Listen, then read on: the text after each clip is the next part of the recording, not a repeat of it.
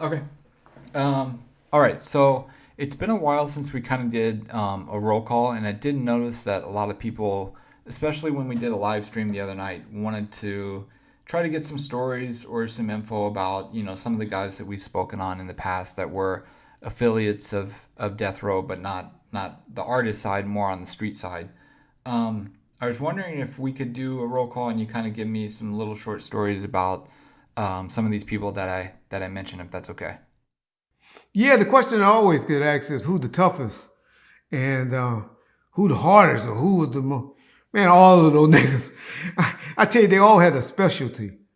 And so I won't let you throw names to me, John, because I don't want to throw out names because I don't want to slight nobody and leave somebody out. Because I tell Okay. you, just like in the mob or the looters or the Paru areas, on the blue side, on the Mexican side, and everywhere else, there are a tough dude in every neighborhood. So just because I'm talking about these dudes don't mean that I got favoritism towards them or trying to say that they were any tougher than anybody else. And I say all that to say people have different qualities. And so I get asked the question daily, I swear, on Instagram or somewhere, who is the toughest? Who is the toughest? Can't answer that. But if John gonna pick out the names randomly, and then I'm gonna just tell you about those particular persons. They get mad at Reg about that, but oh well. I'll try. Okay. We'll start off with Mob James. Oh, James. Oh well, we all know James, y'all. Y'all have your opinions on James. I don't buy into it. Don't believe it. But I always say that's those two men beef, so I'm staying out of it. Um, but James in my mind for my age group, which is like I'm 55, but guys from 58 on back, he was the leader or one of the most influential ones in the mob. Uh, James was solid. James was kind of the bully, the loud one. He had a drinking problem back then, and so you don't want to really fuck with him too much because they gonna flip on you and then they'll shoot you. I know about two or three niggas from our neighborhood that nigga done shot in the leg. When you shoot somebody in the leg, you just trying to mess with them. You ain't trying to hurt them or kill them. James has done that, and that's just because he get full of that drink and get crazy. I don't know about any activities other than what I heard, just like what we all heard that they speak on, as far as him getting in the car doing stuff with other neighborhoods or anything like that. I'm not here for that. But that was James. James was, in my mind, they might not like it because there are other dudes that we don't even talk about, like Kenny Tubbs, Elliot Ness, and all of them that were tough dudes, and CJ and Walton, all of them that were tough from the mob. Kenny, I can go on for days from dudes from the mob, but so I'm not saying that they the toughest. I'm just saying that's what they were about. So that's James. Okay. What about his brother Buntry? Any stories with him? Bunchy was a good dude. Like I said, one of the closest dudes to Suge, got to Suge, was always with Suge. Mal Manor, the reputation that he gets, that y'all may think of Buntry is not it. I mean, Buntry liked to fight. Not like to fight. He didn't like to fight, but he could if he had to. And he was a good. He wasn't too tall, wasn't too short, and his arms was a good size. And so he wasn't scared to throw him down the squat. But Buntry, believe it or not, was a peacemaker, y'all. Buntry have pulled me off of niggas before and be like, Reg, you supposed to be here for this. You stop that. Nigga, I ain't supposed to be pulling you off. You supposed to be pulling me off. That's Buntry, y'all. Good dude. Solid. Yep. Okay. What about? And I know you always have a love-hate relationship with him, and he's mad at me, but I still have no problems with him. But what about Trayvon? Trayvon was a youngster. He was the young one around. And when you say youngsters, now I'm 55 and he probably 46 or 48. And he's like, nigga, how you calling me youngster? I'm a grown ass man. And I get it, homie. It's just when we was growing up, I was 22, you was 14. You know, when I was 30, you was 20 or whatever. And so that's why I look at him as youngster. And that's what Suge and Trey and Pac and all them call him youngster. And so, but Trey's a rider. You know, I said, you know, he gets a bad rap from you guys, which is unfortunate, but that's his fight, and he need to come and defend it. I'm tired of defending it for him. But he did not do what y'all accuse him of doing, and what most people are mad at him about. He was talking to his big homies, which he was supposed to do.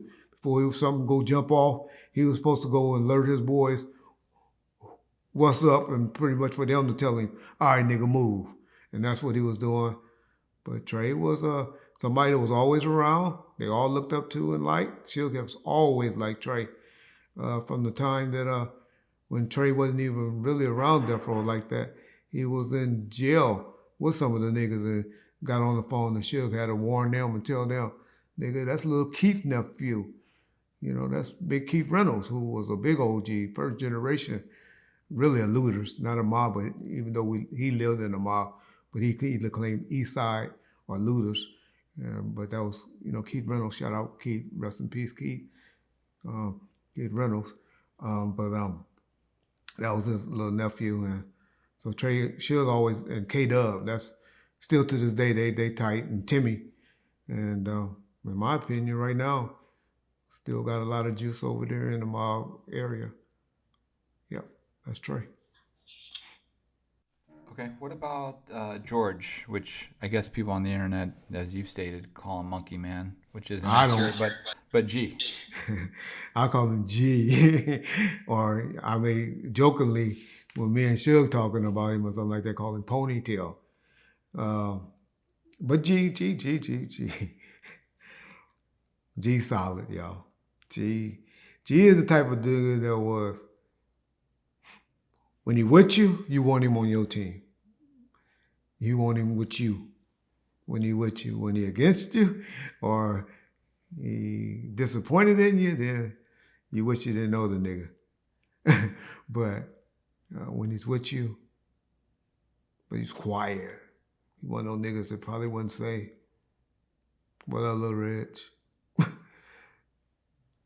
You all right, Reg? Oh, okay. That's probably all me and him ever really said to each other. Well, Lil Reg, you good? Oh, no, we don't deal with Lil Reg like that. We don't talk to him like that. Lil Reg, no, y'all be cool with Lil Reg.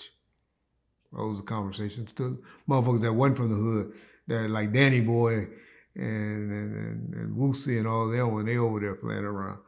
And he'd be like, oh, no, we don't do that, Lil Reg. That's G all day.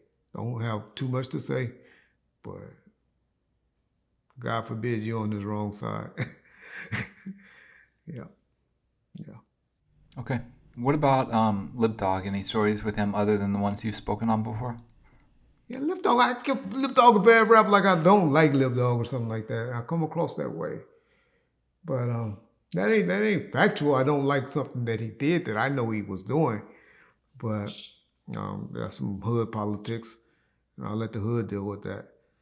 But Lip Dog, Lip Dog, Lip Dog ain't no buster. And Lip Dog done made it through the YA system and the state system. And Lip Dog, you know, was with it. Still with it, I'm sure. He's scandalous. He one of those guys, you gotta listen to dude's names when, and I'm not saying he got that name, but when you got a nigga named Rat or Snake or names like that, kind of know, trust me, there's a reason they got those names. And Lip Dog is scandalous. He a scandalous nigga, but one thing I can say about Lip, I hate that if I see Lip, I probably have to keep looking over my shoulder now because he ain't no scary nigga. Yep. Okay. All right, any stories with Neckbone? Neckbone, y'all don't know, was a hell of a basketball player when he was young. Always athletic, big, strong motherfucker. Just strong. Quiet. If George only say, "What's up, little Reg?" Nick Brown probably say, "Reg." That's probably about as much as he talk. I don't have much to say. When he speak, he's saying something real smart or intelligent, but just a quiet dude, strong. And like I said, ain't not one of them who name that I've mentioned before that I don't know or have heard of not ever doing no gunplay. Not one that we have talked about yet. And so I'll say that to say he's with that and has done that. And I done been with him with that. But yeah. Yep. Okay. What about another one of James' brothers, Timmy Rue? Timmy. Timmy, the only nigga this year that from the mob that texted me and said, "Merry Christmas, Reg." That's family right there, y'all. Y'all just don't know how close the McDonald's were even before all of this death row shit with the rights. Uh, Timmy, that's just that's family, y'all. I bet you right now if I called and told him one of y'all niggas is fucking with me and I need to go and we need to go handle something, if I don't call my police buddies, because that's who I will call first. Let's just keep it real. Got about 5 or 6 niggas I call right now. We would be at your door right now if I needed it. Yeah, but y'all don't have to believe that if y'all don't want to.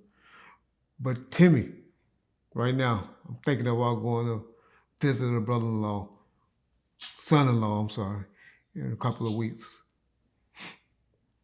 I bet you if I call and ask that nigga to take that ride with me, he'll be there with me. But yeah, Timmy is, Timmy got some things. That's why he won't fuck with me on with this YouTube stuff, because he know he be like, "Ah, little Reg, motherfucker, you said I be lying and shit." Timmy got some stories out there that's like, it's crazy. And then plus he know I ride with his brother. And so they have something going on right now, which I know by this year, 2023, those niggas gonna be back laughing and hee-heeing again. Because they already starting to tell each other they love each other. And so, yeah, that's my little nigga, Timmy. Love that little nigga.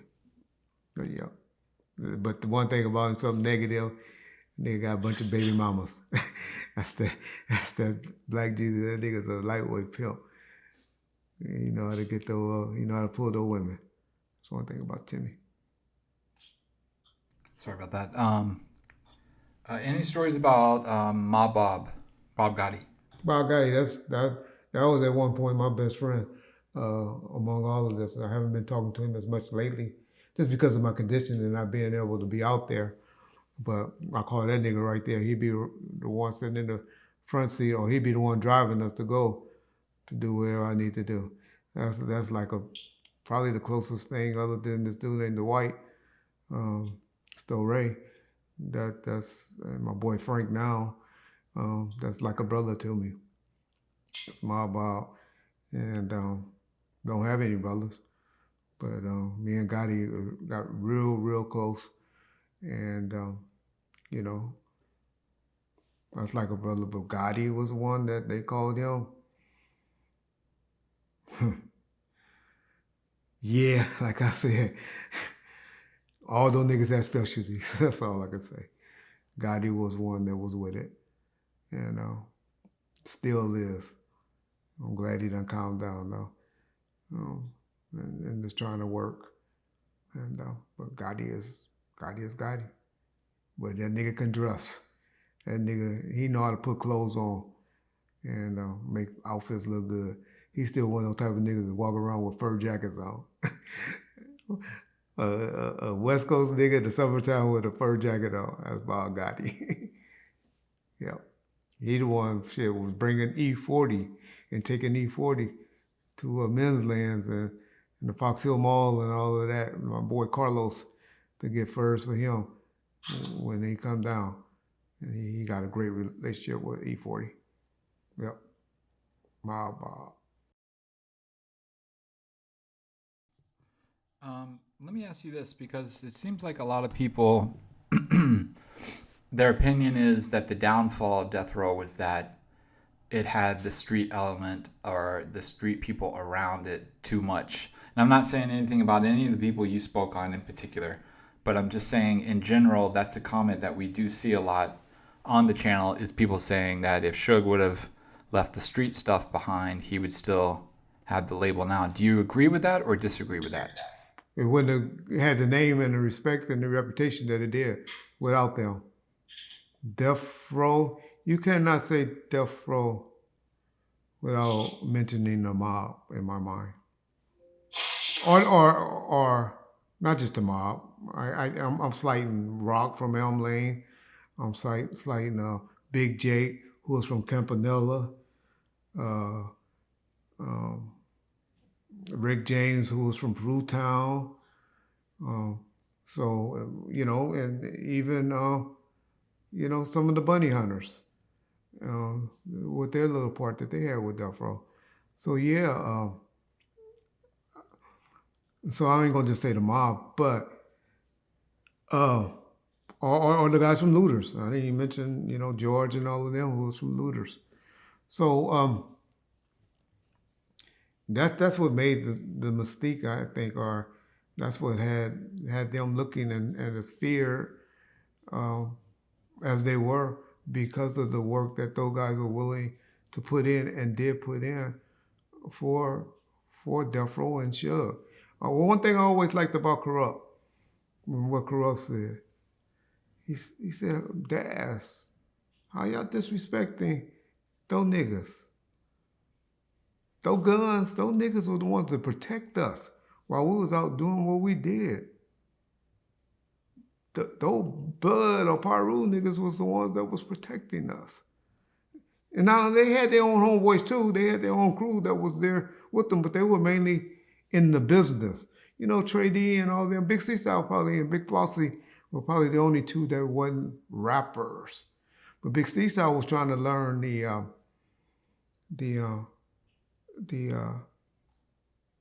business side of it. He was really up under the learning and all of that. And so they were there, but they didn't get all the plane tickets to go as deep as the Paru dudes did or the Bloods did. They were there actually working at the concerts or getting everybody to the buses and making sure we're following in the entourage. That's why I always laugh when niggas be like, "Why didn't you have more security and all of that?" Nigga, I would have rather have those mob and looters park those gang members behind me than 4 or 5 police officers behind me. Police officers is only good to come to court and testify. So now y'all telling me that those street niggas want to see stuff coming more quicker and chase niggas down and be a little bit more reckless, driving down the street trying to catch somebody and firing shots recklessly than a police officer? Okay, then you ain't never been in a situation like that before. So that's why you don't know, you don't understand. But if I had to pick some security guards that I hire or the street niggas to go and do something if something jumped off, no, police niggas, y'all step back. Y'all hand me y'all shit, which they were really there for. Or y'all get out the way. We'll take care of this. We'll handle this. Too deep for y'all? I'm getting too deep for y'all? No, y'all don't understand it. We just need y'all to come to court and testify and tell us how these niggas was fucking with us and this is why we did what we did so we can get up out of here. Just gave y'all a little bit of game, went over a lot of y'all head, but that's what the Death Row and Death Row Security was about.